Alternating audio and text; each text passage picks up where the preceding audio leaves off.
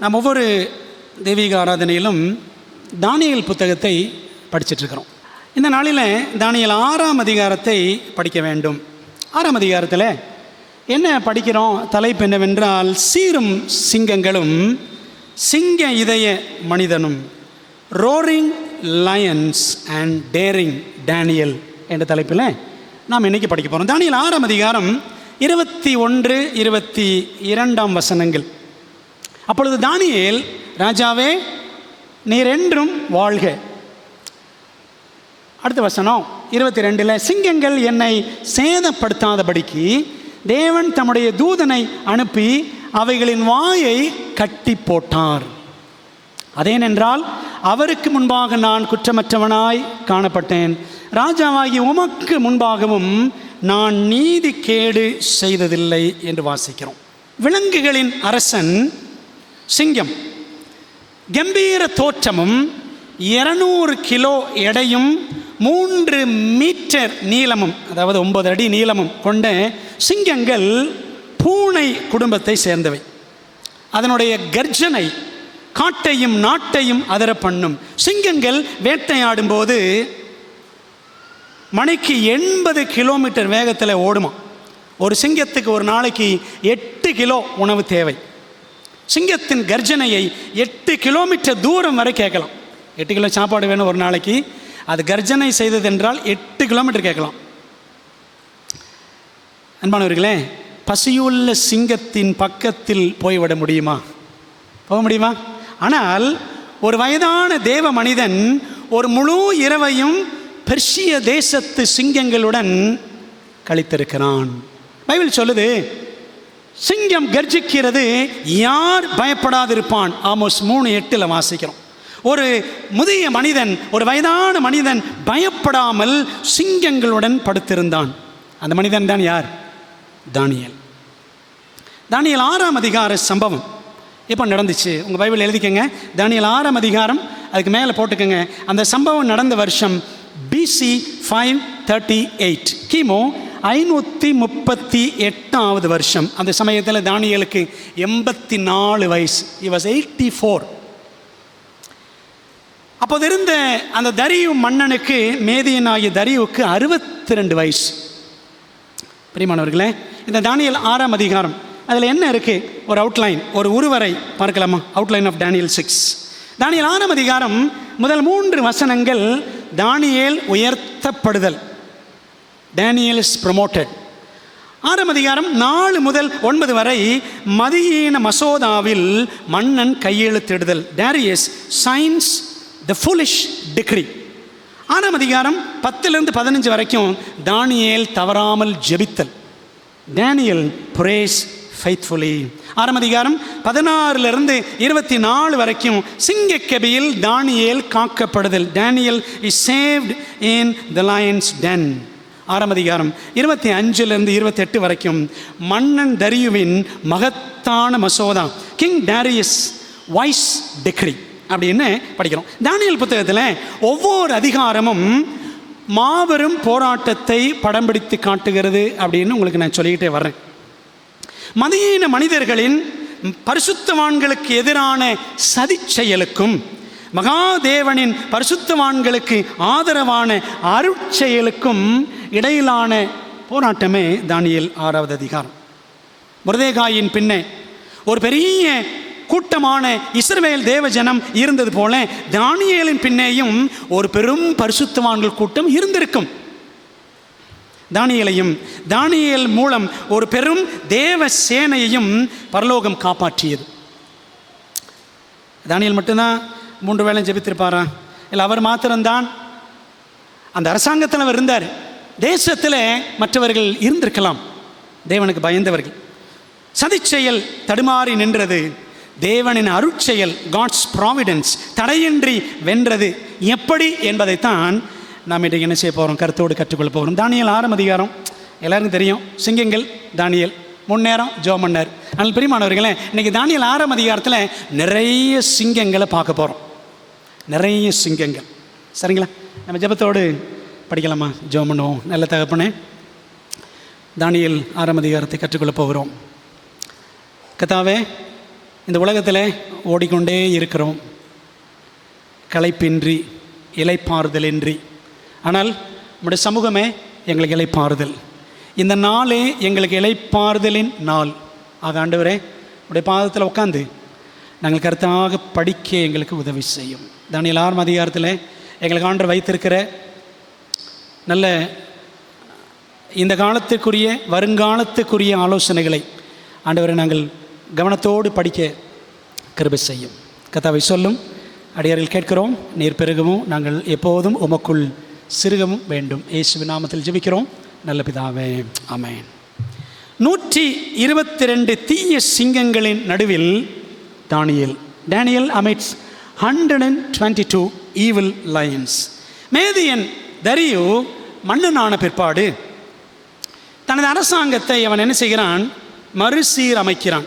எந்த ஒரு பிரதமரோ ஒரு ராஜாவோ அவர் அரியணைக்கு வந்ததுக்கப்புறம் என்ன செய்வாங்க? they will formulate their cabinet. இந்த கேபினெட்டை ஒழுங்கமைப்பார்கள், சட்டசபை.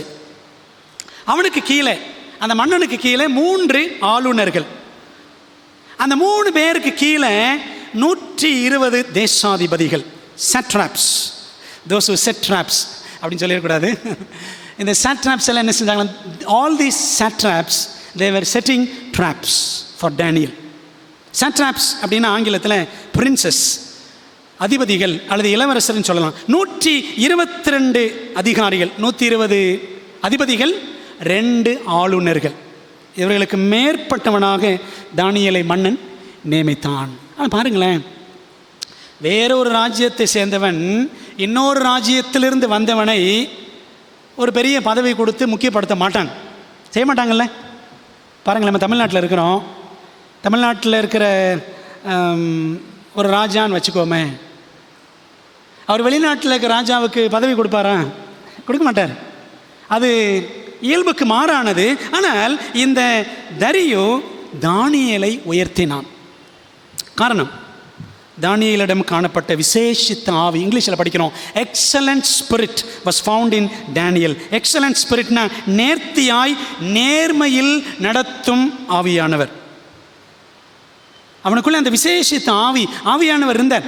அது மட்டுமல்ல, முதுமை வரையிலும் அவனிடம் விளங்கிய உண்மை. அதனால தான் அவர் உயர்த்தப்பட்டார். ஒருவேளை எப்படி இருக்கலாம்? வேத அறிஞர்கள் சொல்கிறாங்கன்னா, 40 தேசங்களுக்கு ஒரு அதிபதி, ஆளுநர், இன்னொரு 40க்கு இன்னொரு ஆளுநர், இன்னொரு 40க்கு தானியேல், மற்றும் மொத்தமாக 120க்கும் தானியேல் இருந்திருக்கலாம். சரிங்களா? ராஜா, அடுத்து தானியேல், அதுக்கப்புறம் 2 ஆளுநர்கள், அதுக்கப்புறம் 120 தேசாதிபதிகள். அப்படி தான் பைபிளில் படிக்கிறோம். இதை குறித்தெல்லாம் இந்த தானியேலுடைய அந்த அவருக்குள்ளே இருந்த ஆவியானவர், அவருடைய நேர்மை, உண்மை, இதெல்லாம் குறித்து கேள்விப்பட்ட மன்னன் தானியேலை உயர்த்தினான். பிரியமானவர்களே, மேதிய பெர்ஷிய தேசத்தில் ஏறக்குறைய எல்லா அதிகாரிகளுமே ஊழல் பேர்வழிகள் என்பதற்கு தானியேல் 6ஆம் அதிகாரமே ஒரு பலத்த சாட்சி. ஏன் அப்படின்னா, நேர்மையாளன் தானியேலால் நம்முடைய வருமானம் பாதிக்கப்படுகிறதே என்ற வருத்தமும், கைதியாக வந்தவன் நமக்கு மேலாக அவன் இருந்து நம்மை கண்காணிப்பதா என்ற பொறாமையுமே சதிகாரர்கள் எல்லாரும் ஒன்று கூடி அவனுக்கு உலை வைக்க காரணமாய் இருந்தது. சரிங்களா? 122 மேதிய பெர்ஷிய தீய சிங்கங்களின் அரசவைக்குள் தானியேல் மாட்டிக்கொண்டான். சரிங்களா? அவனை சிங்கக்கபிக்குள்ள போடுறதுக்கு முன்னாடி ஏற்கனவே அவன் இருந்த அரசாங்கமே அப்படி தான் இருந்துச்சு.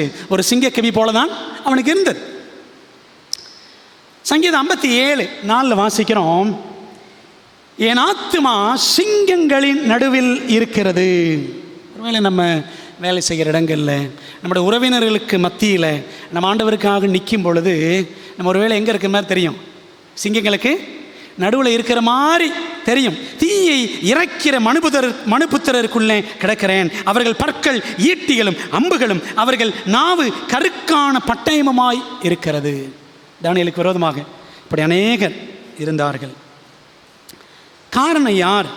இதுக்கெல்லாம் பிரதான காரணம் யார் என்றால், கர்ஜிக்கிற சிங்கமான சாத்தான், சேட்டன், த ரோரிங் லயன். பைபிளில் அப்படி தானே படிக்கிறோம். உங்கள் எதிராளியாகிய பிசாசானவன் எப்படி? கர்ஜிக்கிற சிங்கம் போல எவனை விழுங்கலாம் என்ற வகை தேடி சுற்றி திரிகிறான். பாருங்களேன், அதை பற்றி எலன் ஒயிட் எழுதுகிறாங்க. தீர்க்கதரிசிகளும் ராஜாக்களும் புத்தகத்தில் பக்கம் 540.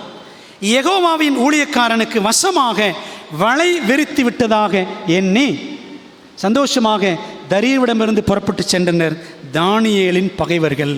இந்த தானியேல் எப்படியாவது அவ்வளோதான் சிக்க வச்சிடலாம் அப்படின்னு சந்தோஷத்தில் போகிறாங்க. அந்த சதி திட்டத்தை உருவாக்கியதில் சாத்தான் முக்கிய பங்காற்றி இருந்தான். இல்லை, யாருக்கு முக்கிய பங்கா? சாத்தானுக்கு.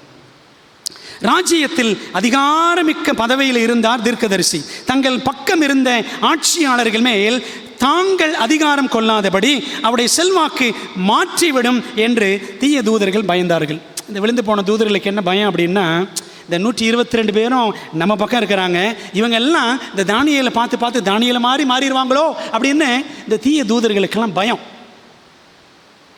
பொறாமையும் எரிச்சலும் கொள்ளும்படி தேசாதிபதிகளை தூண்டிவிட்டதும் தானியேலை அழிக்க திட்டம் போடுமாறு ஏவி விட்டதுமே சாத்தானின் இந்த குழுக்கள் தான் தீமையின் கருவிகளாக தங்களை ஒப்புக்கொடுத்த தேசாதிபதிகள் அதனை செயல்படுத்தினார்கள். பார்த்தீங்களா, இந்த 122 அதிபதிகளும் அதிகாரிகளும் வேலை செஞ்சாங்கன்னா தானியேலுக்கு விரோதமாக யார் காரணம்? சாத்தான் தான் காரணம் அப்படின்னு வாசிக்கிறோம். அப்போ என்ன செய்யலாங்க? எல்லாம் சேர்ந்து இந்த 122 பேர் சேர்ந்து ஒரு பிளான் கொண்டு வராங்க. அந்த ப்ராஜெக்ட், அந்த பிளானுக்கு என்ன பேருன்னா கிங் டாரியஸ் மந்த். அந்த ப்ராஜெக்ட் அதான் பேர், அரசன் தரியு மாதம் என்ற ஒரு புதிய திட்டத்தை கொண்டு வராங்க. நம்ம அதை தானியேல் 6ஆம் அதிகாரம் 7ஆம் வசனத்தில் படிக்கிறோம். என்ன போட்டிருக்கு? ராஜாவே, யாருனாலும் சரி 30 நாட்கள் உம்மைத்தான் வணங்க வேண்டும். சரிங்களா? 7ஆம் வசனம் படிக்கிறோம். அப்படி உம்மை தவிர வேறு எந்த மனுஷனையானாலும் தேவனையானாலும் நோக்கி யாதொரு காரியத்தை குறித்து விண்ணப்பம் பண்ணினால் அவன் சிங்கங்களின் கெபியிலே போடப்பட. ராஜா கட்டளை பிறப்பித்து உறுதியான தாக்கீது செய்ய வேண்டும் என்று ராஜ்யத்தினுடைய எல்லா பிரதானிகளும் எத்தனை பேர்? 3 பேர். தானியேலும் சேர்ந்து பிளான் போட்ட மாதிரி சொல்கிறாங்க. அப்படி தானே சொல்கிறாங்க? தானியேலும் இந்த பிளானில் உள்ள அந்த கமிட்டியில் இருந்தார். எல்லா பிரதானிகளும் தேசாதிபதிகளும் பிரபுக்களும் மந்திரிமார்களும் தலைவர்களும் ஆலோசனை பண்ணி கொண்டிருக்கிறார்கள். தானியேலும் சேர்ந்து ஆலோசனை பண்ணுற மாதிரி இவங்க பிக்சர் காட்டுறாங்க. சரிங்களா? ராஜா கிட்ட வந்து முகஸ்துதியாக பேசுகிறாங்க. ஆனாலும் அந்த சதி ஆலோசனையில் யார் இல்லை? தானியேல் இல்லை. ஏனென்றால் அந்த சதி ஆலோசனையே யாருக்காக தான்? தானியேலுக்காக தான். பிரியமானவர்களே, மற்ற கிழக்கத்தியவர்களைப் போல பெர்ஷிய நாட்டவரும் என்ன செய்வாங்களாம்? தங்களுடைய மன்னனை தெய்வமாக கருதினார்கள். அந்த காலத்தில் பெர்ஷியர்களுக்கு தெய்வம் யார்? மேதிய பெர்ஷியர்களுக்கு தெய்வம் யாருன்னு பார்த்தீங்கன்னா அகுரா மஸ்தா. அகுரா மாஸ்தா நம்ம கேள்விப்பட்டிருக்கோம்ல, பைக் ஸ்வராஜ் மாஸ்தா கேள்விப்பட்டிருக்கீங்களா? அதே மாதிரி அகுரா மாஸ்தா என்ற ஒரு தெய்வம், அந்த தெய்வத்தினுடைய பிரதிநிதி தான் மன்னன் அப்படின்னு ஜனங்கள் நம்பினாங்க. ஆதி முதல் அந்தம் வரை சாத்தானின் ஒரே குறிக்கோள் என்ன? மெய் தெய்வத்துக்குரிய தொழுகையை தான் பெற்றுக்கொள்ள வேண்டும். அதானே அவனுடைய குறிக்கோள். அதுதான் அரசர்களின் ஆணையின் மூலம் கட்டாய தொழுகையை தான் அடைய வேண்டும் என்று கருதிய அவன் பாபிலோனில் நேபுகாத்நேச்சர் வழியாக வேலை செஞ்சான். மேதிய பெர்ஷியாவில் தரியு மூலமாக, ஆமான் மூலமாக, ரோமாபுரியில் பல சக்கரவர்த்திகள் வழியாக அவன் தீவிரமாக வேலை செய்தான். இப்படி அநேகர் என்ன செஞ்சாங்க? தங்களை வணங்க வேண்டும் என்று நிறைய பேர் சட்டம் போட்டிருக்காங்க. இந்த சட்டத்துக்கு பின்னாடி யார் இருக்கிறா? சாத்தான் இருக்கிறான். இந்த தொழுகை இந்த மன்னர்களுக்கு என்று சொல்லும் பொழுது அது உண்மையில் யாருக்கு? அந்த மன்னர்களுக்கு பின்னாடி இருந்த சாத்தானுக்கு தான். பிரியமானவர்களே, கட்டாய தொழுகை அவனுடைய தந்திரம் என்ன? சாத்தானுடைய தந்திரம் கட்டாய தொழுகை, கட்டளை மீறல். கட்டாயமாக தொழுகை பண்ணணும், கட்டளை மீறணும். சரிங்களா? அதானே தானியேலில் படிக்கிறோம், 3ஆம் அதிகாரத்தில் தான் படிக்கிறோம். சிலையை கட்டாயம் வணங்கணும், கட்டளையை மீறணும். 6ஆம் அதிகாரத்தில் தான் படிக்கிறோம், ராஜாவை கட்டாயம் வணங்கணும், கட்டளையை மீறணும். பிரியமானவர்களே, இதுதான் கடைசி நாட்களின் சவாலாகவும் இருக்க போகிறது. அன்பானவர்களே, அப்படியானால் இந்த சாத்தானுடைய கர்ஜனை அடங்கிருச்சா? அப்படின்னா இல்லை. அவன் இன்னும் கர்ஜிக்கிற சிங்கம் போல அவன் வகை தேடி சுற்றி திரிந்து கொண்டுதான் இருக்கிறான் என்பதை நம்ம பைபிளில் படிக்கிறோம். சரி, இப்படி நிறைய சிங்கங்கள் எல்லாம் கர்ஜித்தன.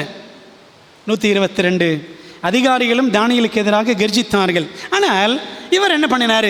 ஜெபத்தில் தளராத யூத சிங்கம் இந்த Daniel a Judean lion who never stopped praying.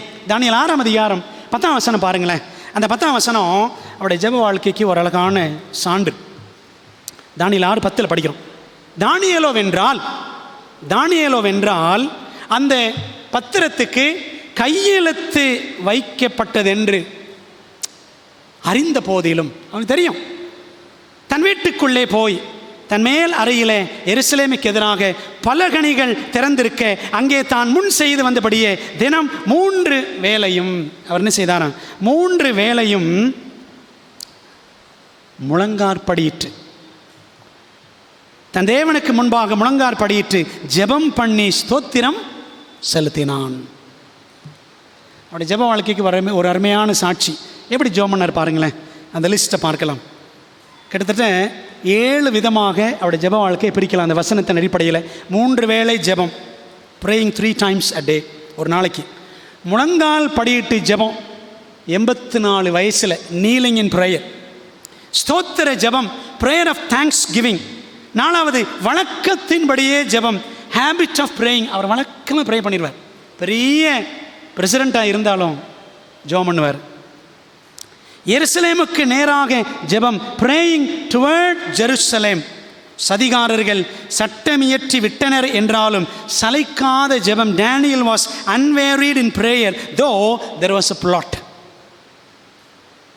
சிங்க கெபிதான் என்றாலும் சீர்குலைந்து போகாத ஜெபம். unstoppable in prayer though a lion's den is awaiting. பார்த்தீங்களா? நம்ம வயசான காலத்தில் முழங்கால் போட்டு ஜெபம் பண்ணுமா? நல்லா இருந்தாலே முழங்கால் போட்டு ஜெபம் பண்ண மாட்டோம், அப்படி தானே? எதிரடையான சூழ்நிலைகள் அப்படின்னா முழங்கால் போட்டு ஜெபம் பண்ணுமா? நல்ல காலத்திலேயே ஜெபம் பண்ணுறது குறைவு. ஜெபம் பண்ணலன்னு நான் சொல்லலை, ஜெபம் பண்ணுறது குறைவு. வேலை பிஸியாக இருக்கிறோம், நிறைய வேலை அப்படின்னா ஜெபம் பண்ண டைம் இருக்குமா? இருக்காது. ஆனால் இந்த மனுஷன் அந்த ராஜாங்கத்தில் பெரிய அதிகாரி, 3 நேரம் ஜெபம் பண்ணியிருக்கிறார். நம்ம ஒரு வேளை எப்படிலாம் நினைப்போம், நின்று கொண்டே கண் திறந்து ஜெபித்தால் பாவமா? சும்மா நின்றுக்கிட்டே கண்ணை திறந்துட்டு ஜெபம் பண்ணலாமே. நீங்கள் பைபிளில் பாருங்களேன், எங்கேயுமே கண்ணை மூடித்தான் ஜெபம் பண்ணணும்னு வசனமே கிடையாது. ஒரு வசனம் கூட கிடையாது கண்ணை மூடித்தான் ஜெபம் பண்ணணும் அப்படின்னு வசனம் கிடையாது. அப்போது நின்று கொண்டே கண் திறந்து ஜெபித்தால் பாவமா? அல்லது நடந்து கொண்டே ஜெபம் பண்ணால் தான் அப்படி என்ன பாவமா? நடந்துக்கிட்டே ஜெபம் பண்ணலாமே.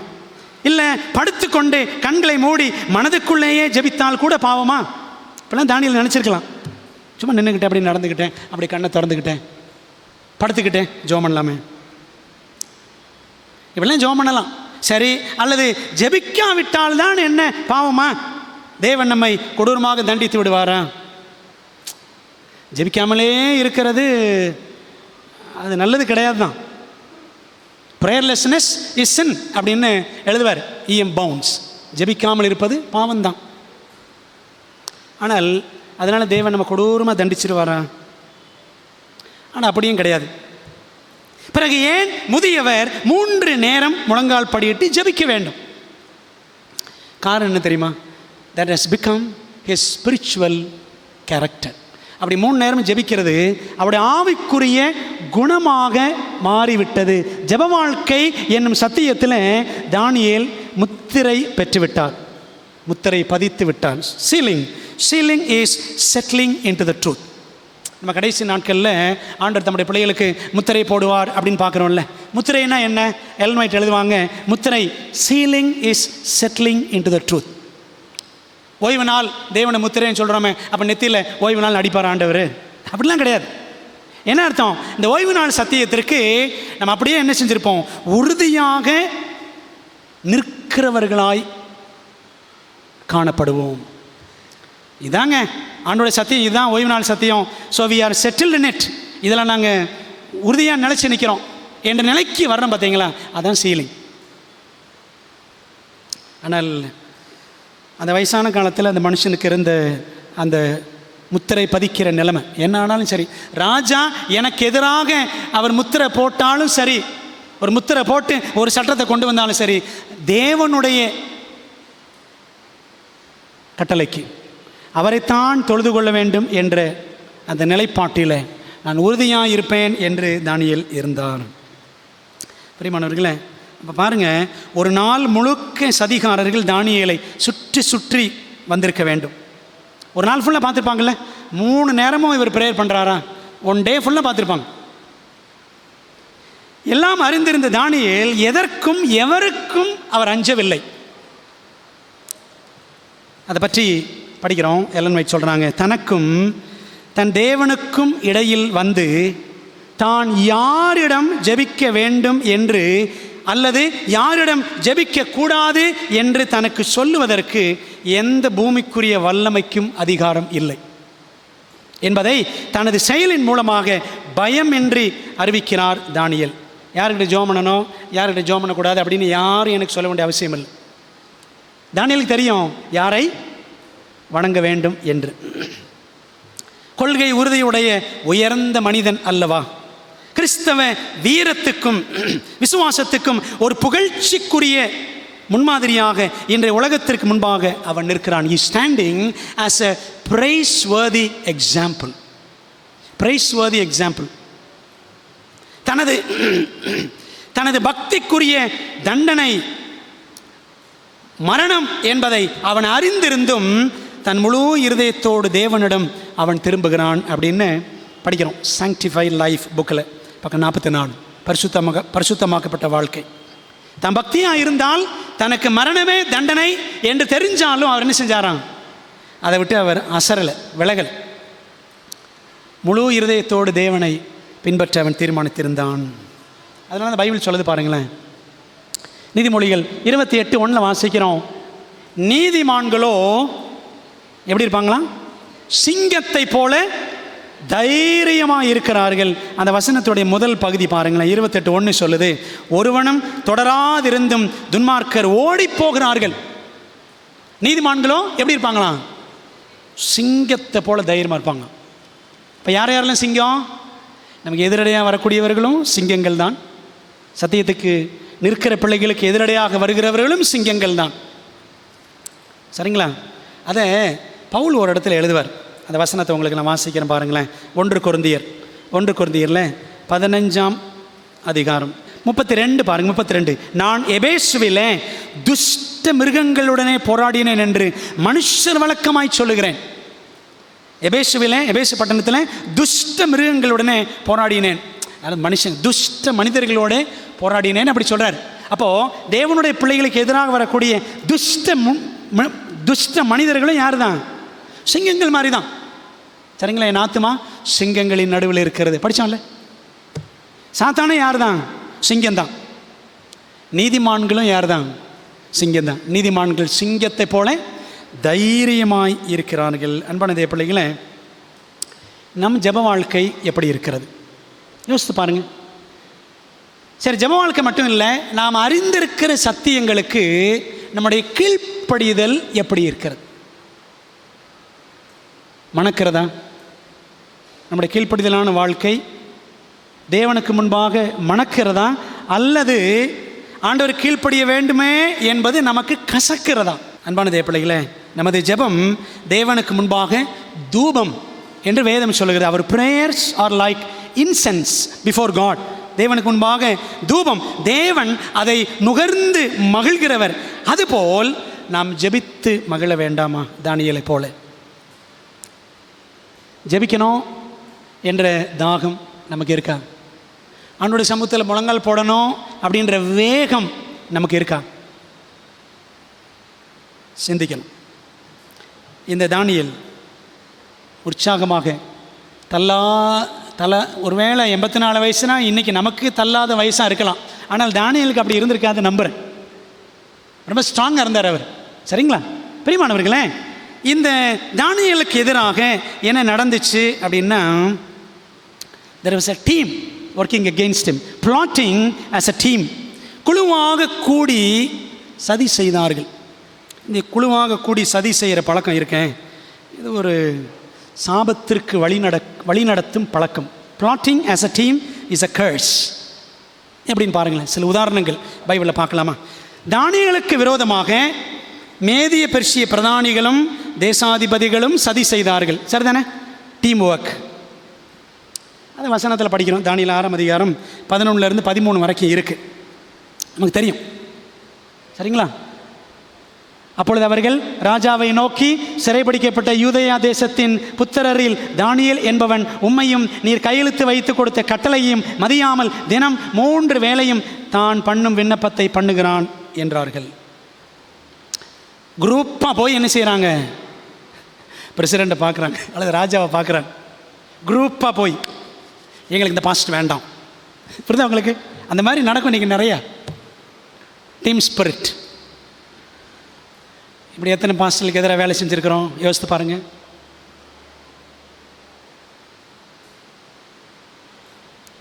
பரலோகத்தில் 1/3 தூதர்கள் தேவனுக்கு விரோதமாக கலகம் செய்தார்கள். அது ஒரு டீம். சரிதானே? சரி.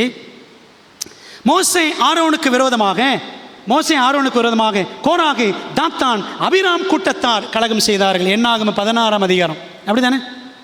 சரி. யோசேப்புக்கு விரோதமாக பழைய ஏற்பாட்டில் 10 சகோதரர்கள்.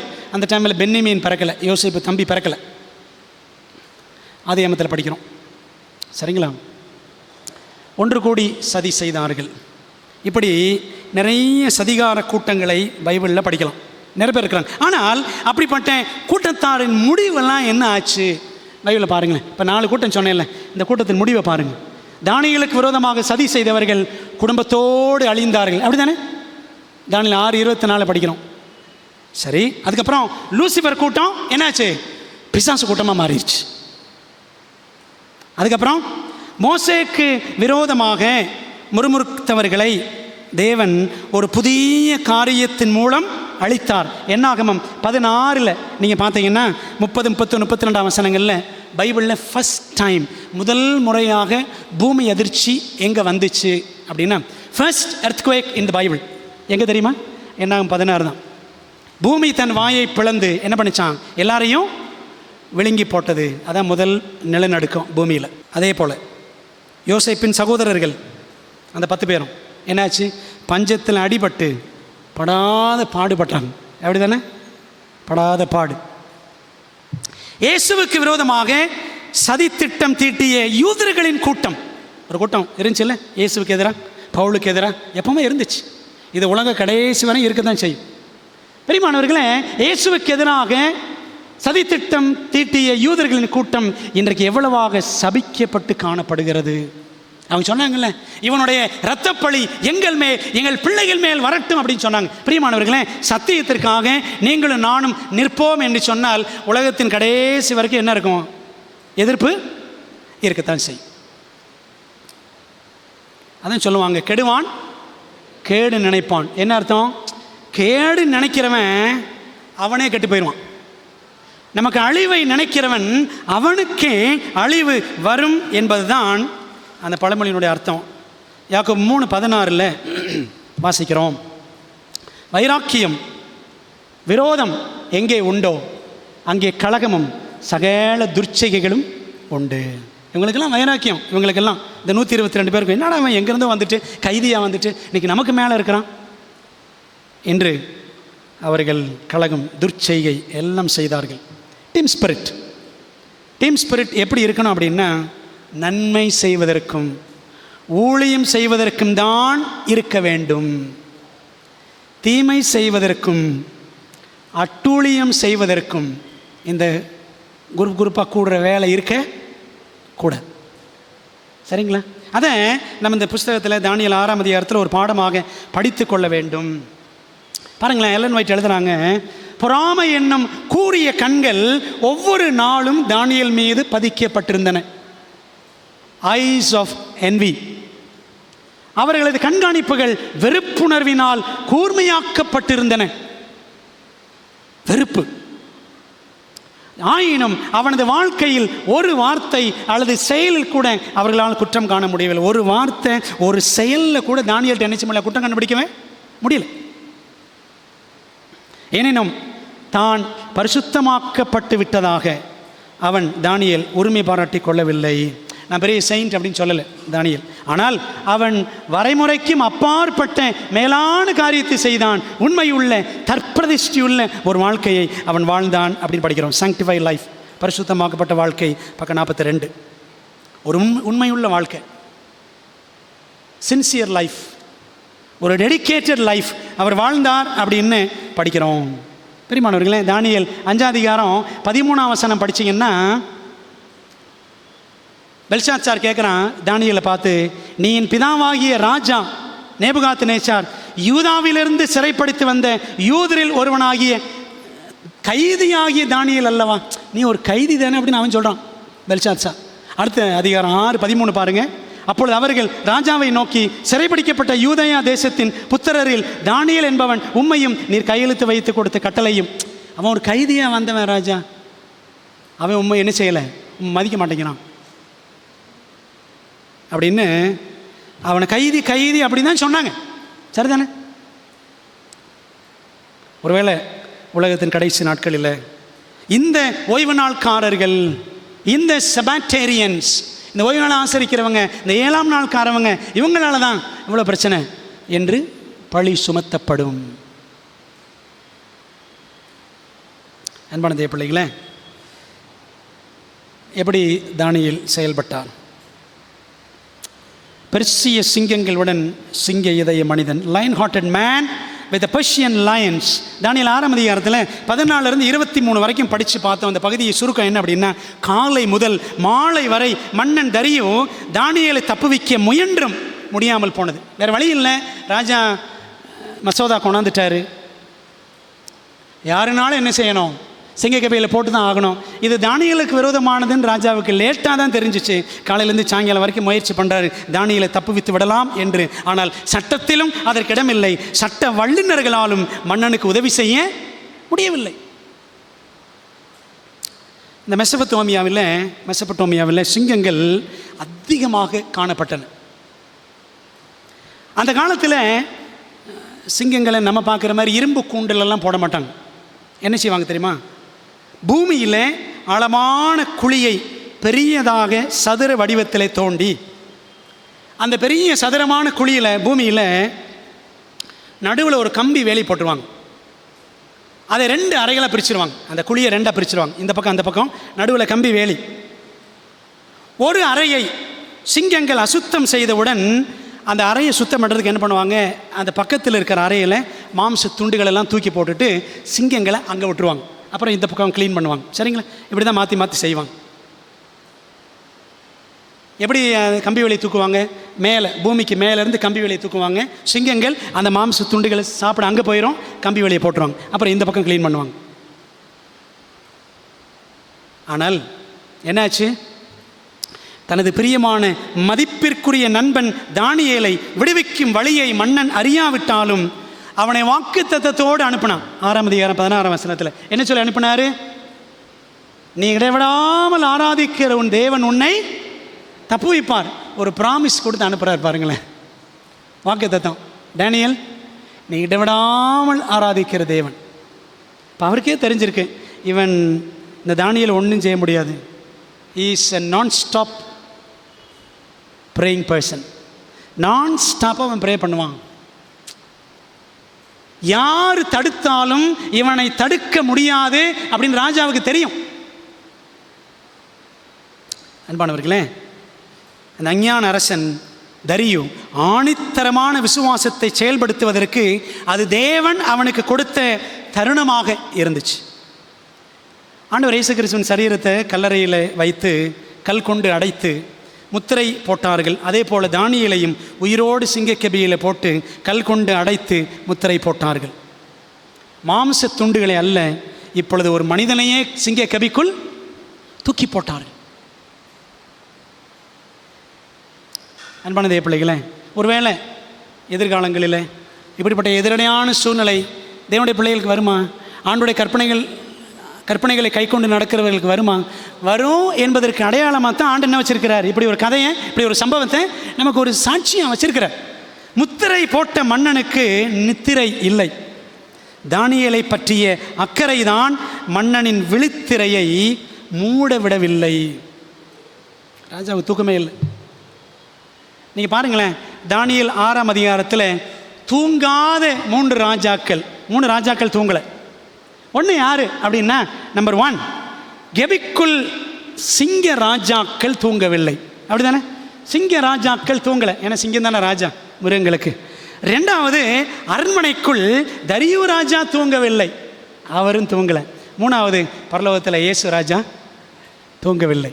பைபிள் சொல்லுது, இஸ்ரவேலை காக்கிறவர் உறங்குவதும் இல்லை தூங்குவதும் இல்லை அப்படின்னு படிக்கிறோம். அனைத்து சௌகரியங்களும் நிறைந்த அரண்மனையில் அரசன் தூங்கவில்லை.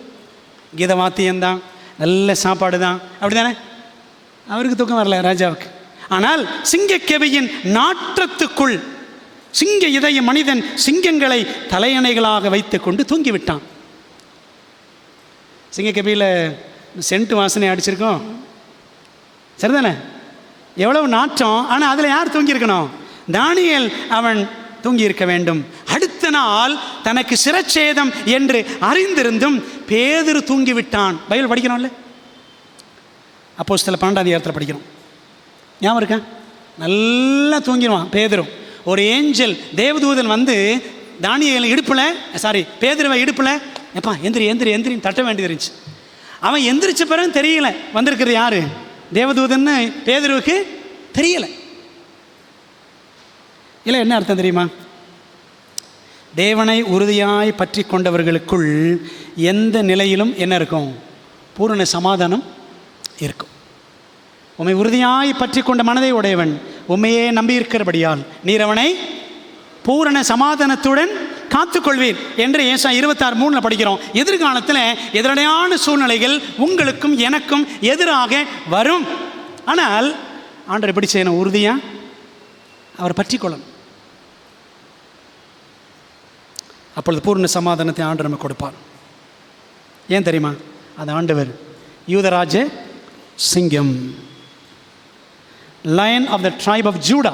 நம்முடைய ஆண்டவர் யூதராஜ சிங்கம். தேவனுக்காக துணிந்து நிற்கும் ஒரு மனிதனை, ஒரே ஒரு மனிதனாலும் அந்த மனிதனை தேவன் ஒருபோதும் என்ன செய்ய மாட்டார்? அவர் கைவிட மாட்டார், மறக்கவும் மாட்டார். ஐயோ மறந்துட்டேனே என்று சொல்லி அவர் பரிதபிப்பதும் இல்லை. ஒவ்வொருவர் மேலும் அவர் தனிப்பட்ட அக்கறை கொண்டிருக்கிறார். அது அவரால் மட்டும்தான் முடியுங்க. தனிப்பட்ட முறையில் God has concern for us individually. தனித்தனியாக தேவன் ஒவ்வொரு மேலும் அக்கறை வைத்திருக்கிறார். அது அவரால் தான் முடியும். தரிய ராஜாவுக்கே மன்னன் மீது அக்கறை என்றால் ராஜாவுக்கு எவ்வளவு அக்கறை இருக்கும் யோசித்து பாருங்களேன். Force wanted to make Daniel as food for the lions, but he became a friend of the lions, and in the end the force became food for the lions. என்ன நடந்துச்சு? எதிரிகளெல்லாம் சேர்ந்து தானியேலை சிங்கங்களுக்கு இரையாக்க வேண்டும் என்று நினைத்தார்கள். ஆனால் தானியேலோ சிங்கங்களின் சிநேகிதன் ஆனான். முடிவில் எதிரிகள் எல்லாரும் சிங்கங்களுக்கு இரையானார்கள். உங்களுக்கு அப்போ நீங்களும் நானும் ஆண்டவருக்கு நண்பன் ஆயிட்டோன்னு வச்சுக்கோங்களேன். ஆண்டவர் நினைச்சுவார், எதிரிகளை கூட நமக்கு நண்பராக்குவார், அல்லது மிருகங்களை கூட தேவன் நமக்கு நண்பராக மாற்றுவார். சிங்கங்கள் எல்லாம் அவனை சேதப்படுத்தாதபடி தேவன் தமது தூதனை அனுப்பினார். சிங்கங்கள் எல்லாம் கப்சிப் ஆயிடுச்சு. அப்படிதானே? சிங்கக்கவியில் போடப்பட்ட அந்த சிங்க இதயம் கொண்ட விசுவாச வீரன் ஊமை சிங்கங்களுடன் ஓர் இரவை செலவிட்டார். கர்ஜிக்கும் சிங்கங்கள் காக்கும் நாய்களாக மாறிவிட்டன, நண்பர்களும் ஆகிவிட்டன. அப்படிதானே? Lions became puppies. எல்லாம் பப்பியாக மாறிடுச்சு.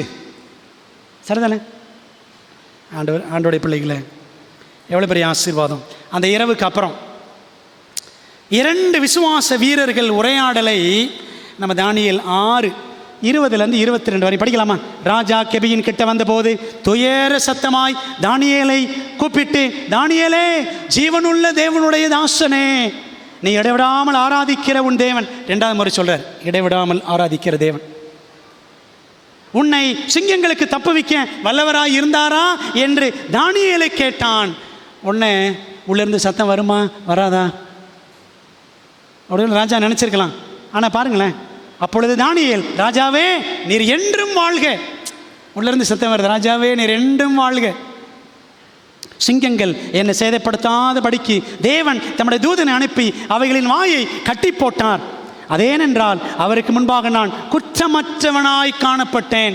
அவரால் சொல்ல முடிஞ்சு பார்த்தீங்களா? I am blameless before my God. ராஜாவாகிய உமக்கு முன்பாகவும் நான் நீதி கேடு செய்ததில்லை. பார்த்தீங்களா? What a tremendous testimony, personal testimony. எவ்வளோ பயங்கரமான ஒரு தனிப்பட்ட சாட்சி. அவரே சொல்றார் பார்த்தீங்களா? அவருக்கு முன்பாகவும் ராஜா உமக்கு முன்பாகவும் என்ன செஞ்சது கிடையாது, நீதி கேடு செஞ்சதே கிடையாது. அந்த 2 பேருக்கு இருந்த உரையாடல் எவ்வளோ ஆச்சரியமானது. தானியேலுக்கு ஒரு சேதமும் காணப்படவில்லை. தானியேல் 3 நண்பர்களுக்கும் அந்த அக்கினி சூளையிலையும் என்ன செய்யலை, அந்த அக்கினியின் மனம் ஸ்மெல்லு கூட அடிக்கலை. சரிதானே? தேவனின் வல்லமையை பற்றி சந்தேகம் கொள்ள எந்த விசுவாச வீரனால் இயலும்? யாராவது ஆண்டவர் சந்தேகப்பட முடியுமா? ஆனால் பல நேரங்களில் நமக்கு சந்தேகம் வந்துடுதுல ஆண்டவர் மேலே. பிரியமான தேவ பிள்ளைகளே, இந்த அற்புதமான விடுதலைக்கு அப்புறம் தரியு ராஜா இனி அடுத்து அவர் சிங்கமாக மாறிடுறார். தரியு ராஜாவின் கர்ஜனை, த ரோரிங் ஆஃப் கிங் டாரியஸ். தானியேல் 6ஆம் அதிகாரம் 24ஆம் வசனத்தில் இந்த ராஜா என்ன சொல்கிறார் பாருங்களேன். நான் வாசிக்கிட்டேன். தானியேல் 6:24. தானியேலின் மேல் குற்றஞ்சாட்டின மனுஷரையோ வென்றால் ராஜா கொண்டு வர சொன்னான்.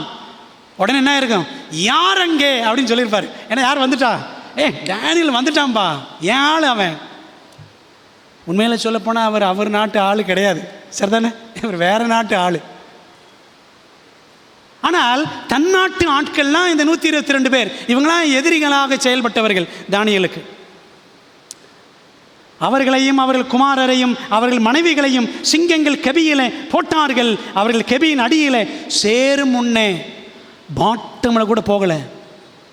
பாட்டமில் அடியில் போய் சேரலைங்க. நான் நினைக்கிறேன் சிங்கெல்லாம் பயங்கர பசியாக இருந்திருக்குன்னு நினைக்கிறேன். தானியேல் கூட சேர்ந்து அது உபவாசம் இருந்திருக்குன்னு நினைக்கிறேன். ராஜாவும் உபவாசம் இருந்தார், தானியேலும் உபவாசம் இருந்தார், சிங்கங்களும் உபவாசம் இருந்திருக்கோம். நம்ம தாங்க உபவாசம் இருக்கிறதே கிடையாது. உபவாசம்ன்ற சகவாசமே கிடையாது நமக்கு, அப்படி தானே? ஒரே கொண்டாட்டம் தான், ஃபீஸ்டிங் தான், பார்ட்டி தான், பிறந்த நாள் தான், சந்தோஷம் இருக்கட்டும். அப்பப்போ என்ன இருக்கணும், உபவாசமும் இருக்கணும், தனியாக இருக்கணும், ஃபேமிலியாக இருக்கணும், சர்ச்சில் வச்சா சர்ச்சில் இருக்கணும், மிஸ் ஆகி போயிடக்கூடாது. புரியுதா உங்களுக்கு? பிரியமான தேவ பிள்ளைகளே, தானியேலின் தேவன் ஜீவனுள்ள தேவன். தானியேல் ஜீவனுள்ள தேவனுடைய தாசன் என்பதை கண்ணார கண்டு மனதார நம்பின மேதிய பெர்ஷியாவின் சிங்கமான தரியு ராஜா தானியேலை கொல்ல சதி செய்தவர்களையும் அவர்களது குடும்பங்களையும் பிடித்து வந்து சிங்கக்கபியிலே போடுங்கள் என்று கர்ஜித்தான். அரசாணை அடுத்த கணமே நிறைவேற்றப்பட்டது. தானியேலை சேதம் செய்யாத சிங்கங்கள் தானியேலின் எதிரிகள் தரையை எட்டு முன்னே எட்டி பிடித்து துவம்சம் செய்துவிட்டன. ஆமானின் முடிவை அவர்களும் அடைந்தார்கள். ஆமானுக்கு என்ன முடிவு? அவன் ஒரு தூக்கு மரம் செஞ்சான். யாருக்கு? மொர்தெகாய்க்கு. கடைசியில் அவனையே அந்த தூக்கு மரத்தில் தூக்கி போட்டாங்க. அவர்கள் அந்த 122 பேர் அடுத்தவனுக்காக வெட்டின குழியில் தாங்களே விழுந்தார்கள். ஒரு வசனம் பாருங்களேன். நம்ம சங்கீதம் 7 படிக்கலாமா? பைபிளை கொஞ்சம் திறப்போம். சங்கீதம் 7 14, 15, 16 இந்த கான்செப்ட் அங்கே தெளிவாக இருக்கும். தானியேல் 7, 14, 15, 16. இதோ அவன் அக்கிரமத்தை பெற கர்ப்பவேதனைப்படுகிறான், தீவனையை கர்ப்பம் தரித்து பொய்யை பெறுகிறான். அப்படி தானே செஞ்சாங்க இந்த அதிகாரிகள் எல்லாம். குழியை வெட்டி அதை ஆழமாக்கினான், தான் வெட்டின குழியில் தானே விழுந்தான். 15 அவன் தீவனை அவன் சிரசின் மேல் திரும்பும், அவன் கொடுமை அவன் உச்சந்தலையின் மேல் இறங்கும். பிரியமானவர்களே, பாருங்களேன், இந்த அதிகாரிகள்லாம் செஞ்ச அநியாயத்தினால பாதிப்பு யாருக்கெல்லாம் போச்சு? யாருக்கெல்லாம் போச்சு? குடும்பங்களுக்கே போச்சு. முடிவுகால சம்பவங்களின் போது அறியாமையினால் தேவ ஜனத்துக்கு எதிராக சட்டங்களை கொண்டு வர துணை நிற்கும் தரிய போன்ற சிலரை, ஒருவேளை தரிய மாதிரி தெரியாமல், தானியேலுக்கு தெரியாமல் தானே, தானியேலுக்கு அப்படின்னு தெரியாமல் தான் அவர் சட்டம் சீல் வச்சிட்டார், அப்படி தானே? அவருக்கு இது தானியேலுக்கு விரோதமான தெரிஞ்சு என்ன செஞ்சிருப்பார்? வச்சிருக்க மாட்டார், சட்டம் போட்டிருக்க மாட்டார். இது போல தேவ ஜனங்களுக்கு எதிராக முடிவு காலத்தில் அறியாமையிலே சிலர் நினைச்சுவாங்க எதிரடையாக செயல்படலாம். ஆனால் தரியவு தொட்ட மாதிரி ஆண்டவர் நினைச்சுவார், அவர்களையும் தொட்டு தேவ ஜனத்துக்கு ஆதரவாக மீண்டும் எழும்பும்படி செய்வாரா செய்ய மாட்டாரா? செய்வார் என்பது நமக்கு கிடைக்கிற ஒரு ஆறுதலான செய்தி. பிரியமான தேவ பிள்ளைகளே, இந்த ராஜா இந்த துன்மார்க்கர் எல்லாரையும் சிங்கக்கபியில் போடும்படி உத்தரவிட்டான். ஆனால் அது நீங்கள் பைபிள் ஒரு இடத்துல படித்தீங்கன்னா ஒரு முக்கியமான வசனம், அதை சொல்லணும்னு எனக்கு தோன்றுகிறது. உபாகமம் 24:16 படித்தீங்கன்னா 16ஆம் வசனத்தில் ஆண்டு ஒரு சட்டம் வச்சுருக்காரு. உபாகமத்தில் என்ன சட்டம் பாருங்கள்? பிள்ளைகளுக்காக பிதாக்களும் பிதாக்களுக்காக பிள்ளைகளும் கொலை செய்யப்பட வேண்டாம். அவனவன் செஞ்ச தப்புக்கு அவன் என்ன செய்யணும்? தண்டனை அனுபவிக்கணும். இந்த அதிகாரிகள் செய்த தப்புக்கு குடும்பங்கள் என்ன செஞ்சிச்சு? புரியுது உங்களுக்கு? ஆனால் ஆண்டோடைய திட்டம் என்ன? பிள்ளைகளுக்காக பிதாக்களும் பிதாக்களுக்காக பிள்ளைகளும் கொலை செய்யப்பட வேண்டாம். அவனவன் செய்த பாவத்து நிமித்தம் அவனவன் கொலை செய்யப்பட வேண்டும். ஆனால் இந்த இடத்துல தரியராஜா என்ன பண்ணுறாரு? ஸ்ட்ராங்காக சொல்லிடுற, அவங்களெல்லாம் கொண்டாந்து போட்டுருங்கன்ற. தேவனும் அதை அனுமதித்தார். ஜீவனுள்ள தேவனை அதுக்கப்புறம் என்ன செய்கிறாரு? 3ஆம் அரசு ஆவணம் தயாரித்து தரியு அறிக்கையிட்டார். 3rd royal document proclaiming the living God. தானியேல் புத்தகத்தில் பார்த்தீங்கன்னா இந்த தானியேல் அற்புத விடுதலை பெற்றதுக்கப்புறம் இந்த விடுதலை பற்றிய செய்தி தேசமெங்கும் 120 தேசங்களிலும் பரவியது. தானியேலின் தேவன் ஜீவனுள்ள தேவன் என்பதை பூர்வமாக அறிந்த தரிய மன்னன் அதை அரசு ஆவணமாக்கி அகில உலகமெங்கும் பிரகடனம் செய்தான். அதை தானியேல் புத்தகத்தில் படிக்கிறோம். தானியேல் புத்தகத்தில் பாருங்கள், 6ஆம் அதிகாரம் 25, 24 27 வரைக்கும் படித்து பாருங்களேன். அந்த வசனம் சொல்லுது பாருங்கள். என் ராஜ்யத்தின் ஆளுகைக்குள் எங்கும் உள்ளவர்கள் யாவரும் தானியேலின் தேவனுக்கு முன்பாக நடுங்கி பயப்பட வேண்டும் என்று என்னாலே தீர்மானம் பண்ணப்படுகிறது. நானே தீர்மானம் பண்ணுறேன்றார். அவர் ஜீவனுள்ள தேவன், அவர் என்றென்றைக்கும் நிலைத்திருக்கிறவர், அவருடைய ராஜ்யம் அழியாதது, அவருடைய கர்த்தத்துவம் முடிவு பரியந்தமும் நிற்கும் அப்படின்னு ஒரு 3ஆம் அரசு ஆவணம். 1ஆம் அரசு ஆவணம் யார் வெளியிட்டான்? தானியேல் 3ஆம் அதிகாரத்தில் அக்கினி சூளை அற்புதத்துக்கு பின் நேபுகாத்நேச்சார் அறிவித்தான். சரிங்களா? தானியேல் 3ஆம் அதிகாரம் 28, 29 படிச்சு பாருங்க. நேபுகாத்நேச்சார் சொல்லியிருப்பார்.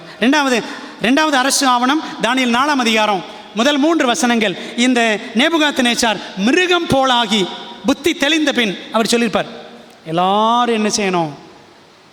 கர்த்தரை வணங்கணும், அவர்தான் ஜீவனுள்ள தேவன் அப்படின்னு அவர் ஒரு அரசு ஆவணம் வெளியிட்டார். அது 2வது.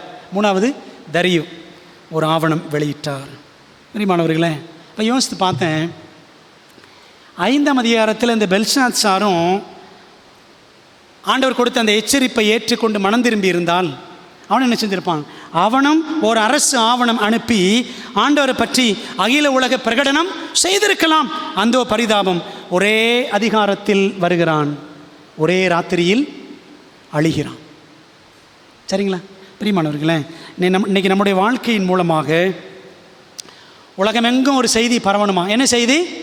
நம்முடைய தேவன், நான் வணங்குகிற தேவன் ஜீவனுள்ள தேவன் அப்படின்னு ஆண்டுடைய பிள்ளைகள் நின்னாதான் அதை பார்த்து நம்மை பார்க்கிற அதிகாரிகள், நம்ம கூட வேலை பார்க்குறவங்க, அக்கம் பக்கத்தில் இருக்கிறவங்க, அவங்கள நினைச்சுவாங்களாம் ஆண்டவரை பற்றி அறிந்து கொள்வார்கள். அப்படி நம்முடைய வாழ்க்கை இருக்கிறதா? கடைசி நாட்களில் நம்முடைய வாழ்க்கை தேவனுக்காக ஆவணம் ஆக போகிறதா, அல்லது தேவனுக்கு முன்பாக நம்முடைய வாழ்க்கை அவமானம் ஆக போகிறதா? யோசித்து பார்ப்போம். இந்த தானியேல் 6ஆம் அதிகாரத்தை கவிதை வடிவில் வாசிக்கலாமா? தரியு மன்னனின் தனிப்பெரும் தயவு பெற்றான் தானியேல். 120 தேசங்களும் அவன் கட்டுப்பாட்டில் இனிமேல். தேசாதிபதிகள் பொங்கினர் பொறாமையின் ஆவியினால், தானியேலோ அமைதியுடன் தங்கினான் விசேஷித்த ஆவியினால். தரியுவையே யாவரும் வணங்க தரியு மாதம் புனைந்தனர் தந்தரசாலிகள். ஆயினும் யெகோவா தெய்வமே என் தெய்வம் என்றான் குணசாலி. முழங்காலிலேயே 3 வேளையும் நின்றான் அவனே பலசாலி. முறுமுறுப்பு அவன் வாயிலும் இல்லை, முதுமையினால் அவன் வாடவும் இல்லை. உத்தமனை உற்று பார்த்தார்கள் உள்ளமில்லா உளவாளிகள், மன்னனிடம் மாட்டிவிட்டார்கள் கபடமுள்ள களவாளிகள். தன் பெயரில் இது தானியேலுக்கான சதி என்று உணர்ந்தான் தரியு. வழியே இன்றி வாக்கு தத்தத்துடன் வழியனுப்பினான் முதல் மந்திரியை. கெபிக்குள் தானியேல், அவன் கைகளுக்குள் சிங்கங்கள். தானியேலின் கைகளுக்குள் சிங்கங்கள். ஜீவனுள்ள தேவன் தம் தூதனை அனுப்பினார், தம் தாசனை விடுவித்தார். தானியேலை கண்ட மன்னன் மகிழ்ந்தான், எதிரிகளையோ கெபிக்குள் எரிந்தான். தேவன் உயர்வடைந்தார், சதிகார சாத்தான் தலை குனிந்தான். இதுதான் தானியேல் 6ஆம் அதிகாரம். பிரியமானவர்களே, அப்போ இந்த பாடத்தில், இந்த தானியேல் 6ஆம் அதிகாரத்தில் நான் படிக்கிற கடைசி வசனம் தானியேல் 6:28 என்ன சொல்லுது? தானியேல் 6:28 படிக்கிறோம் பாருங்களேன். கோரேசின் தரியுவின் ராஜ்யபார காலத்திலும் பெர்ஷியனாகிய கோரேசுடைய ராஜ்யபார காலத்திலும் தானியேலின் காரியம் எப்படி இருந்துச்சான்? ஜெயமாய் இருந்தது. ஜெபசிங்கம், ஜெயசிங்கம். தானியேல் எப்படிப்பட்ட சிங்கம்? அவர் ஜெபசிங்கம். அதனால் அவர் ஜெயசிங்கமாக விளங்கினார். 2ஆம் ராஜ்யத்தின், அதாவது மேதிய பெர்ஷியாவின் 2 ராஜாக்களிடம், தரியு மற்றும் கோரேசிடம் மட்டுமல்ல, 1ஆம் ராஜ்யம் பாபிலோனில் 7 ராஜாக்கள் சொன்னேன். அதில் நெபோபொல்லாசார் மட்டும் இவர் பார்க்கல, தானியேல் பார்க்கல. நேபுகாத்நேச்சருடைய அப்பா. மற்ற 6 ராஜாக்களை பார்த்தவர். மேதிய பெர்ஷியாவில் 2 ராஜாக்கள், 8 ராஜாக்களை பார்த்தாருங்க. இந்த 8 ராஜாக்கள் காலத்திலும் தானியேலின் காரியம் எப்படி இருந்துச்சு? ஜெயமாக இருந்துச்சு. உலகத்தின் முடிவு கால கிறிஸ்தவர்களே, நீங்களும் நானும் ஜெய கிறிஸ்தவர்களாக நாம் விளங்க வேண்டும் என்றால், ஜெபிக்கும் கிறிஸ்தவர்களாக நாம் தீவிரமாக காணப்பட வேண்டும். ஜெபம் பண்ணுறோமா? அரை நிமிஷ ஜெபம், அரகுர ஜெபம், சுருக்கமான ஜெபத்துக்கு பெருக்கமான ஆசீர்வாதம் தாரும் என்று சோம்பேறி ஜெபம், அப்படி தானே? சுருக்கமான ஜெபத்துக்கு பெருக்கமான ஆசீர்வாதம். தானியேல் 84 வயசுலையும் விடாப்பிடியாய் ஜெபித்தார். இந்த தானியேல் 6ஆம் அதிகாரத்தில் கடைசியாக ஒரு அட்டவணை பார்க்க போகிறாங்க. ஒரு அட்டவணை, அவர் காலத்தில் நடந்தது, இனி நம்ம காலத்தில் என்ன நடக்கும். தானியேலின் கடந்த காலமும் வருங்காலமும் என்ற தலைப்பில், past and the near future. தானியேலின் நாட்களில், தவணையின் முடிவு நாட்களில் என்ன நடக்கும் பாருங்களேன். ஒரு 10 காரியம் குயிக்கா. தானியேல் உண்மை உள்ளவன், யாதொரு குற்றம் குறைவு காணப்படாதவன், நீதி கேடு செய்யாதவன். படித்தோம்ல தானியேல் 6ஆம் அதிகாரத்தில். இது யாருடைய குணம் அப்படின்னா, 144,000 பேரின் குணமும் அப்படித்தான் இருக்கும். இவர்கள் தேவனுக்கு முன்பாகவும் ஆட்டுக்குட்டியானவருக்கு முன்பாகவும் எப்படி இருப்பாங்க? மாசில்லாதவர்களாயிருக்கிறார்கள். வெளிப்படுத்தல் 14:5. இது ஏதோ தானியேல் குணம் மட்டும் நினச்சிடக்கூடாது. ஹீ ரெப்ரசன்ட்ஸ் தி 1,44,000, 144,000 பேரை பிரதிபலிக்கிறார் தானியேல். 2வது, தானியேல் ஜீவனுள்ள தேவனுடைய தாசன் அப்படின்னு படித்தோம் 6:20. 144,000 பேர் படித்து பாருங்களேன். வெளிப்படுத்தல் 7ஆம் அதிகாரம் 2ஆம் வசனம் 3ஆம் வசனம் படித்தீங்கன்னா, இந்த 144,000 பேர் ஜீவனுள்ள தேவனுடைய ஊழியக்காரர் அப்படின்னு இருக்கும். சரிங்களா? 3வது, தானியேலுக்கு எதிராக 2 பிரதானிகள், 2 பிரதம மந்திரிகள் ப்ளஸ் 120 தேசாதிபதிகள் பார்த்தோம்ல. அதே போல் தேவ ஜனத்துக்கு எதிராக சாத்தான் மற்றும் துன்மார்க்கர் கூட்டமெல்லாம் என்ன செய்யும்? கிரியை செய்யும். கடைசி நாட்களில் வெளிப்படுத்தல் 17, 12, 13 வசனங்கள் படித்து பாருங்க. நல்லா வாசிக்கல. 4வது, ராஜ கட்டளை, உறுதியான தாக்கீது அப்படின்னு படிக்கிறோம். அப்போது அரசியலும் மதமும் இணைந்தது. உண்மையா? தானியேல் 3ஆம் அதிகாரம் பாருங்களேன். அரசியல், நேபுகாத்நேச்சார் ராஜா, எது இணைஞ்சிச்சு? மதம். இந்த சிலை கொண்டு வந்தார்ல, அரசியலும் மதமும். சரிங்களா?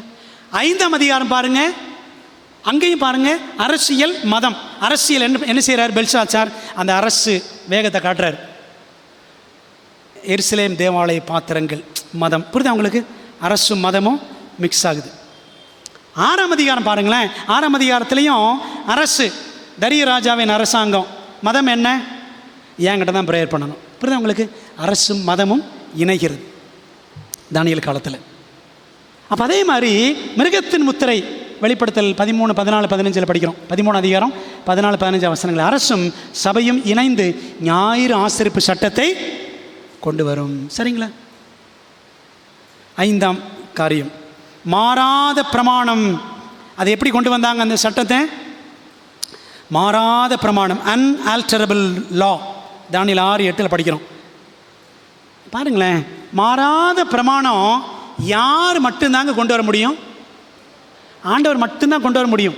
அப்போது மாறாத பிரமாணம் ஒருத்தன் கொண்டு வர்றான்னா அவன் தன்னை தேவன் போல என்ன செய்கிறான்? காட்டிக்கொள்ளுகிறான். பாருங்களேன், நம்ம காலத்தில் என்ன நடக்கும்னா, மாற்றப்பட்ட பிரமாணம். எது மாற்றப்பட்ட பிரமாணம்? சனிக்கிழமை மாற்றினாங்க. சரிதானே? ஓய்வு நாளுக்கு ஞாயிற்றுக்கிழமைக்கு மாற்றினாங்க. சனிக்கிழமையை ஞாயிற்றுக்கிழமை ஓய்வு நாள் மாற்றினாங்க. மாற்றப்பட்ட பிரமாணம் மாறாத பிரமாணம் ஆக்கப்படும். ஞாயிற்றுக்கிழமையை ஓய்வு நாள் கொண்டு வருவாங்க தற்காலிகமாக. வெளிப்படுத்தல் 13, 16, 17 வாசிக்கிறோம். தேவனுடைய ஓய்வு நாளுக்கு பதிலாக மனுஷீக ஓய்வு நாள் அல்லது போப்பு மார்க்க ஓய்வு நாள் உயர்த்தப்படும். ஞாயிற்றுக்கிழமை ஓய்வு நாளாக உயர்த்தப்படும். சரிங்களா? 6வது என்ன பிரச்சனை? தானியேல் 6ஆம் அதிகாரத்தில் தொழுகை தான் பிரச்சனை. சரிதானே? தொழுகை தான் பிரச்சனை. கடைசி காலத்தில் என்னவா இருக்கும்? தொழுகை தான் பிரச்சனையாக இருக்கும். வெளிப்படுத்தல் 14, 7, 9 முத்தூதில் 3ஆம் தூது படித்து பாருங்கள். முதல் தூது சொல்லுது, வானத்தின் பூமி சமுத்திரத்தின் நீரூற்றுகள் உண்டாக்கினவரையே தொழுது கொள்ளுங்கள். சரிங்களா? மிருகத்தின் முத்திரையை தொழுது கொண்டால், பின்பற்றினால் என்ன கிடையாது? இரவும் பகலும் இளைப்பாறுதல் கிடையாது. பார்த்தீங்களா? Worship is going to be the central issue in the last days. தானியேல் காலத்தில் மட்டுமல்ல, கடைசி காலத்திலையும் அதான், தொழுகை தான் பிரச்சனை. 7வது, 10 கட்டளைகளுக்கு எதிரான யுத்தமே சாத்தானின் யுத்தம். சரிதானே? ராஜாவைத்தான் வணங்கணும். முன்னம் நடந்ததே இனியும் நடக்கும். சரிதானே? பார்த்தீங்களா? அப்போது 10 கட்டளைக்கு எதிரான யுத்தம் கடைசி காலத்தில் என்ன செய்யும்? கண்டிப்பாக வரும். பிரசங்கி 1:9 படிக்கணும். 8வது, அரசு அதிகாரிகள் இணைந்து ஆன்மீக தலைவரை ஏற்படுத்தினர். உண்மைதானே? 122 பேர் சேர்ந்து யாரை ஏற்படுத்துகிறாங்க? ராஜா உம்மை தான் வணங்கணும். சரிங்களா? அதே போல் உலக அரசுகள். சமீபத்தில் சிங்கப்பூர் போயிருந்தப்போ அங்கே எல்லோரும் சொன்ன விசுவாசிகள் எல்லாம் சொன்னாங்க. என்ன சொன்னாங்கன்னா, பாஸ்டர் போப்பு வந்துட்டு போனார் சிங்கப்பூருக்கு, வந்துட்டு அவர் பிரசங்கம் பண்ணார். அந்த வீடியோ நான் பார்த்தேன். அவர் என்ன பிரசங்கம் பண்ணார்? அதில் சொல்கிறாரு, எல்லா மதங்களுமே ஒன்று தான், எல்லா மதங்களுமே ஒன்று தான், எல்லாம் அவங்கவுங்க மதத்தில் இருந்து அவங்கவுங்க தெய்வத்தை வணங்குறீங்க, எல்லோரும் ஒரே தெய்வத்தை தான் வணங்குறோம், எல்லாமே ஒரே தெய்வத்தை தான் வணங்குறோம். எந்தெந்த மதத்தில் நீங்கள் இருந்தாலும் கடைசியில் எங்கே வந்துடுவோம்? நம்ம பரலோகத்துக்கு வந்துடுவோம் அப்படின்னு நாங்கள் பேசியிருக்கார். புரியுதா உங்களுக்கு? பார்த்தீங்களா? அப்போ ஒன் வேர்ல்டு ரிலிஜியன், எல்லா மதங்களும் ஒன்று தான் என்ற ஒரு இந்த திட்டத்தை கொண்டு வர்றதுக்கு இப்போ இருக்கிற போப் முதலாம் பிரான்சிஸ் அவர் நாடு நாடாக போயிட்டுருக்கிறார். புரியுதா உங்களுக்கு? உலக அரசுகள் இணைந்து போப்பு மார்க்க கொள்கைகளை உயர்த்தும். எப்படி தரியவை உயர்த்தினாங்க, அதே போல் உலக அரசுகள் ஒன்றா சேர்ந்து போப்பை என்ன செய்யும்? உயர்த்தும். போப்பு மார்க்கத்தை உயர்த்தும். போப்பு மார்க்க ஓய்வு நாளை ஞாயிற்றுக்கிழமை உயர்த்தும் அப்படின்றத படிக்கிறோம். சரிங்களா? அப்போ இதெல்லாம் தானியேல் 6ஆம் அதிகாரம் வெறும் கதை கிடையாது, ஏதோ நடந்த ஒரு சரித்திர சம்பவம் மட்டும் கிடையாது, நம்முடைய எதிர்காலத்தை படம் பிடித்து காட்டக்கூடிய ஒரு நிழல். 9, தானியேலுக்கு முடிவு என்ன? சிங்கக்கெபி. தேவ ஜனத்திற்கு இக்கட்டு காலம், ஒரு பயங்கரமான ஆபத்து காலம் வரும். தானியேல் 12:1 வாசிக்கிறோம். 10வது கடைசியாக தேவன் குறுக்கிட்டார், தானியேலை விடுவித்தார். என்ன நடக்கும்? தேவன் மீண்டும் குறுக்கிடுவார். கடைசியில் தம்முடைய கடைசி கால தேவ ஜனத்தை விடுவிப்பார். தான் வெளிப்படுத்தல் 17:14 வாசிக்கிறோம். ஆட்டுக்குட்டியானவர் என்ன செய்வாராம்? தம்முடைய ஜனங்களை விடுவிப்பார் அப்படின்னு படிக்கிறோம். பிரியமான தேவ பிள்ளைகளே, தானியேலின் புத்தகத்தின் முதல் பகுதி, முதல் 6 அதிகாரங்கள் சரித்திர பகுதி, கதை பகுதியை இன்றைக்கி நம்ம முடிக்கிறோம். அதுக்கப்புறம் படிக்க வேண்டியது அடுத்த 6 அதிகாரங்கள் தீர்க்க தரிசன பகுதி, ப்ராஃபட்டிக் செக்ஷன் படிக்கணும். தானியேல் கெபிக்குள் இருந்த சிங்கங்களை ஜெயித்தான். தேசாதிபதிகளான சிங்கங்களையும் ஜெயித்தான். பிசாசாகிய சிங்கத்தையும் ஜெயித்தான். அவனும் தேவனுக்காக சிங்க இதய மனிதனாக செயல்பட்டான். நீதிமான்களும் சிங்கம்தான். தேவனுக்கென்று இன்றும் அப்படிப்பட்டவர்கள் தேவை.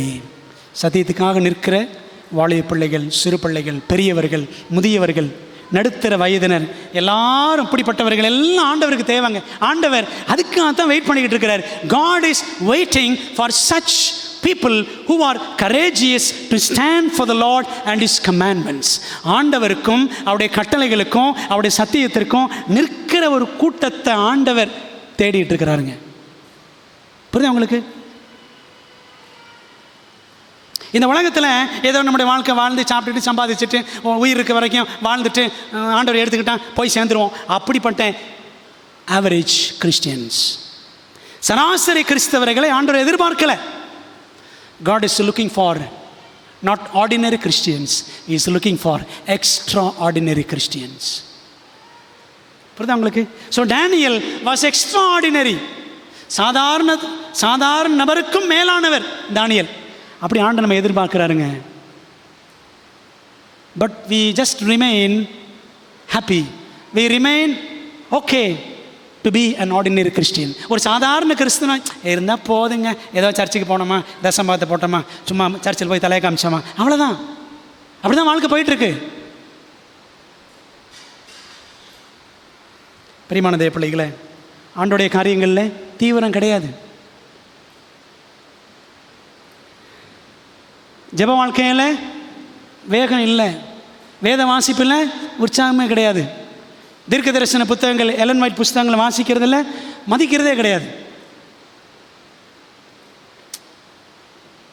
ஜெபிக்க தெரிந்தவன், எல்லா சூழ்நிலைகளையும் ஜெயிக்க தெரிந்தவன். நம்ம ஜெப வாழ்க்கையை மறுசீர் அமைப்போம். நம்முடைய ஜெப வாழ்க்கையை மறுசீர் அமைப்போம். ஜெபிப்போம், ஜெபிப்போம், ஜெபிப்போம்.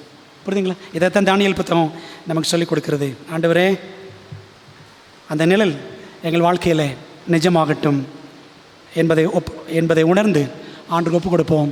கர்த்தர் நம்மை ஆசீர்வதிப்பாராக. ஒரு சின்ன ஜெபம் பண்ணிடுமா? நல்ல தகப்பனே, நீ தந்த நல்ல பாடத்திற்காக நன்றி ராஜா. தானியேல் முதல் 6 அதிகாரங்களும் கதைகள் என்று நினச்சோம். ஆனால் அந்த 6 அதிகாரங்களும் வெறும் கதைகள் அல்ல, தீர்க்க தரிசன கதைகள். எதிர்காலத்தில் நடக்க போகிற காரியங்களை எங்களுக்கு படம் பிடித்து காட்டும் சம்பவங்கள். அந்த காலத்தில் தானியேலும் நண்பர்களும் எப்படி ஆண்டவருக்காக நின்றார்களோ அப்படி நாங்கள் நிற்க வேண்டும் என்று சுட்டி உணர்த்துகிற சம்பவங்கள். இந்த பாடங்களுக்காக நன்றி ராஜா. எங்களை ஒப்புக் கொடுக்குறோம். எங்களை விசுவாசத்தில் வீரர்களாக, தீரர்களாக ஆண்டவர் மாற்றுங்க. எங்கிட்ட இருக்கக்கூடிய ஆண்டவரே அசட்டுத்தனம், மதியினம் எல்லாத்தையும் எடுத்து போட்டு, கர்த்தாவே, சாத்தான் தனக்கு கொஞ்ச காலம் மாத்திரம் உண்டு என்று அவன் தீவிரமாய் செயல்படுவது போல நாங்களும் அதைவிட, அவனை விட வெகு தீவிரமாய் செயல்பட எங்களுக்கு வாஞ்சையை தாரும் என்று கேட்கிறோம். ஜெபத்தை ஏற்றுக்கொள்ளும், ஆசீர்வதியும். இயேசுவின் மூலம் ஜெபிக்கிறோம் நல்ல பிதாவே, ஆமென்.